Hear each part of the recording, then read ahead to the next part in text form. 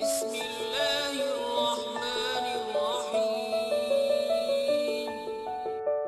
अल्लाह के नाम से जो बड़ा मेहरबान निहायत रहम वाला है। Hello everyone, welcome back to my channel. In this particular video, I'll be talking about nature and scope of HRM. So let us begin.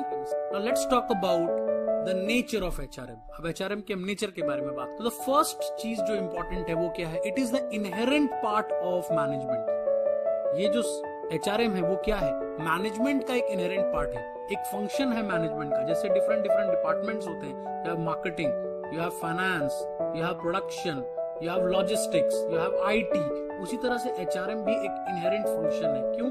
क्योंकि हर ऑर्गेनाइजेशन, चाहे उसका स्केल कुछ भी हो, चाहे वो ऑर्गेनाइजेशन छोटी ऑर्गेनाइजेशन है, चाहे वो ऑर्गेनाइजेशन एक बड़ी ऑर्गेनाइजेशन है, चाहे वो किसी भी तरह की ऑर्गेनाइजेशन है, वहां पर आपको ये फंक्शन करना ही करना है। एक छोटे से किराने के दुकान में भी दो लड़के काम कर रहे होते हैं, तो वो भी एक HRM का पार्ट है। आपको उनको भी मोटिवेटेड रखना है। That's why it is called as inherent part of management. Second is pervasive function. Pervasive function का मतलब है every manager has to do it irrespective of their levels. अब ऑर्गेनाइजेशन में तीन तरह के लेवल्स होते हैं। We have lower level, middle level, upper level.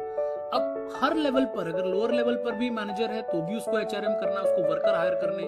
अगर आपको मिडिल लेवल पर है तो आपको नीचे फ्रंटलाइन मैनेजर्स हायर करने, और अगर आप टॉप लेवल पे हो तो आपको मिडिल लेवल मैनेजमेंट के लोग हायर करने।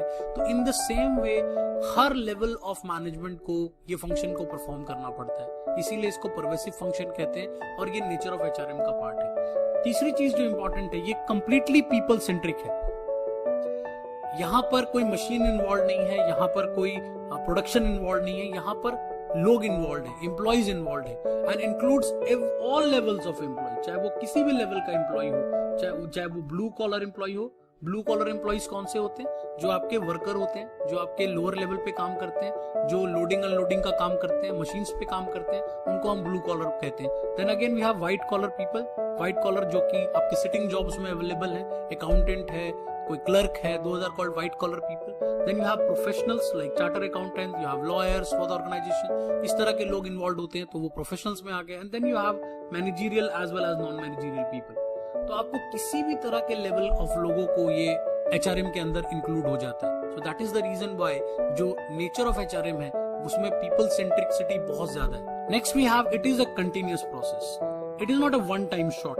वन टाइम शॉट का मतलब ये है कि ऐसा नहीं होगा कि हम आज HR का फंक्शन परफॉर्म करके कल आराम से बैठ सकते हैं। That's not possible. HRM एक डायनेमिक प्रोसेस है, कंटिन्यूअस प्रोसेस है। आपको हमेशा ये काम करते रहना है। Every time you need to provide them training, आपको मोटिवेशन देते रहना है, उनके वेलफेयर स्कीम्स बनाते रहने हैं, नए लोगों के लिए रिक्रूटमेंट सिलेक्शन का प्रोसेस बनाते रहना है, आपको परफॉर्मेंस अप्रेजल की टेक्निक्स बनानी है, आपको ट्रेनिंग, आपको उनको कोचिंग देने के, उनको मेंटरशिप देने के नए मॉडल्स बनाने हैं। तो आपको हमेशा ही HR डिपार्टमेंट को ऑन द टोज रहना पड़ता है। They can not sit back and relax. So it is very very important कि हम इन चारों चीजों का ध्यान रखें। Last but not the least that it is the basic support of all the functions.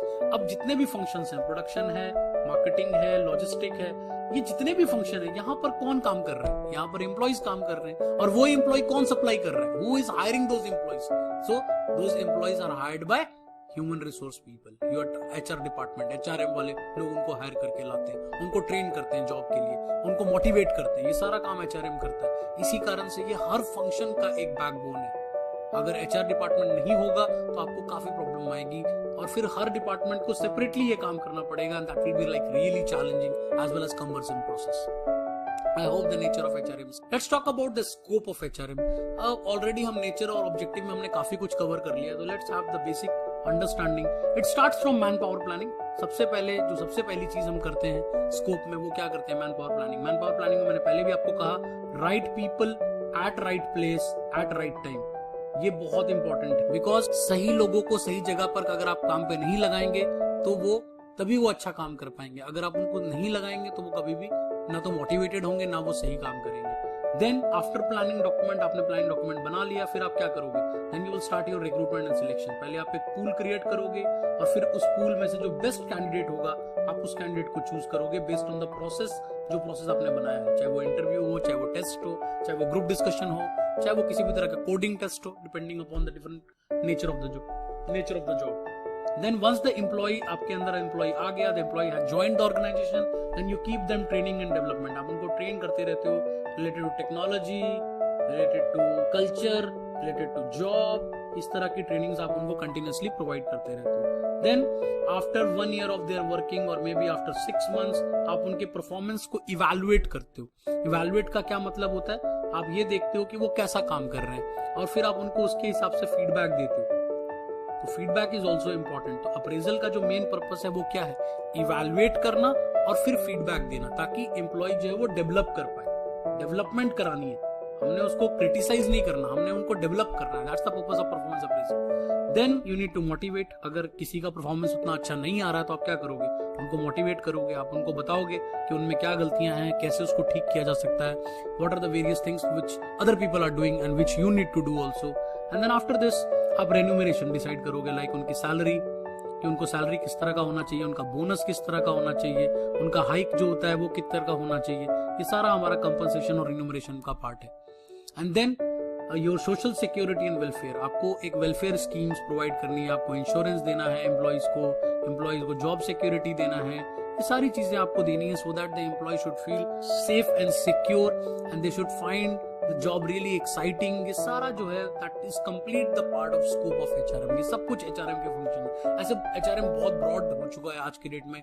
सिर्फ इतने ही नहीं, इसके अलावा और भी कई तरह के फंक्शंस हैं जो एचआरएम परफॉर्म करता है, जो आगे हम मैं आगे की वीडियोस में आपको इसी को डिटेल में और पढ़ाऊंगा कि हम और क्या क्या इसमें कर सकते हैं। So for the time being, I hope you understand and you like this particular video. So I hope you enjoyed this particular lecture. So thanks for watching. We'll be meeting in the next lecture. If you like this particular video, do subscribe to my channel and hit the like button so that you can get notification on time. और इसी के साथ हमारी आज की video खत्म होती है। उम्मीद करता हूँ कि आप सबको हमारी वीडियो बहुत पसंद आई होगी और आप सबका भी बहुत बहुत शुक्रिया कि आपने हमारी इस वीडियो को देखा। हमारी इस वीडियो को लाजमी लाइक करिएगा और इसको अपने फ्रेंड्स के साथ भी लाजमी शेयर करिएगा और हमारे चैनल को भी लाजमी सब्सक्राइब करिएगा, ताकि हम इसी तरह की और अच्छी तरह वीडियोस को बनाकर आपके सामने लाते रहें। खुदा हाफिज।